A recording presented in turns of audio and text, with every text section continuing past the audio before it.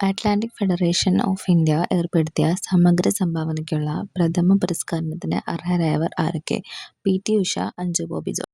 ഇതിൽ മികച്ച പുരുഷതാരമായി Neeraj ചോപ്രയെയും four javelin throw, വനിതാ താരമായി പരുൾ ചൗധരി ഫോർ സ്റ്റീപ്പിൾ ചേസിനെയും തിരഞ്ഞെടുത്തു.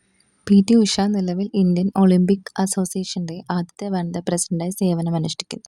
ഓൾ ഇന്ത്യ ഫുട്ബോൾ ഫെഡറേഷന്റെ പുതുക്കിയ പേരെന്താണ്? Football federation of Bharat. ഇന്ത്യയിൽ ഫുട്ബോളിന്റെ വളർച്ചയ്ക്കും ഭരണത്തിനുമായി പ്രവർത്തിക്കുന്ന ദേശീയ സമിതിയാണിത്. ഓൾ ഇന്ത്യ ഫുട്ബോൾ ഫെഡറേഷൻ സ്ഥാപിതമായത് 1937 ജൂൺ 23-നാണ്. ഫിഫയിൽ ഇന്ത്യ അംഗത്വം നേടിയത് 1948-ലാണ്. 2026 അന്താരാഷ്ട്ര യോഗാ ദിനത്തിന്റെ പ്രമേയം എന്താണ്? യോഗ ആരോഗ്യകരമായ വാർദ്ധക്യത്തിന്, യോഗ ഫോർ ഹെൽത്തി ഏജിങ്. ഈ വർഷം ജൂൺ 21 ആചരിച്ചത് 12ാമത് അന്താരാഷ്ട്ര യോഗാ ദിനമാണ്. കൊൽക്കത്തയിലാണ് ദേശീയ തലത്തിലുള്ള പ്രധാന പരിപാടികൾ നടന്നത്. ഐക്യരാഷ്ട്രസഭ 2014 ഡിസംബർ 11-നാണ് ജൂൺ 21 അന്താരാഷ്ട്ര യോഗാ ദിനമായി പ്രഖ്യാപിച്ചത്. ഫിനാൻഷ്യൽ ആക്ഷൻ ടാസ്ക് ഫോഴ്സിന്റെ വൈസ് പ്രസിഡന്റായി അടുത്തിടെ നിയമിതനായ ഇന്ത്യക്കാരനാണ് വിവേക് അഗർവാൾ.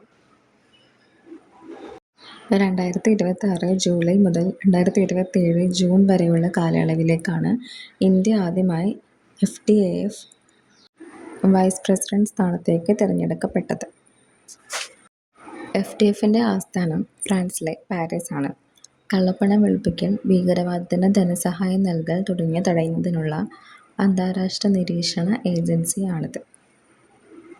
2026 ഏഷ്യൻ ഗെയിംസിന്റെ ഭാഗമായി അടുത്തിടെ ഏഷ്യൻ ഗെയിംസ് ഫണ്ട് റണ്ണിന് വേദിയായ കേരളത്തിലെ സ്റ്റേഡിയം ഏത്?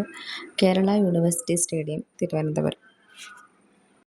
അന്താരാഷ്ട്ര ഒളിമ്പിക് ദിനാഘോഷങ്ങളുടെ ഭാഗമായി സംഘടിപ്പിച്ച ഈ പരിപാടിയിൽ കേന്ദ്ര കായിക മന്ത്രി മൻസുഖ് മാണ്ഡവ്യ പങ്കെടുത്തു. 2026 20ാമത് ഏഷ്യൻ ഗെയിംസിന് ജപ്പാനിലെ ഐച്ചി, നാഗോയ നഗരങ്ങളാണ് ആതിഥേയത്വം വഹിക്കുന്നത്.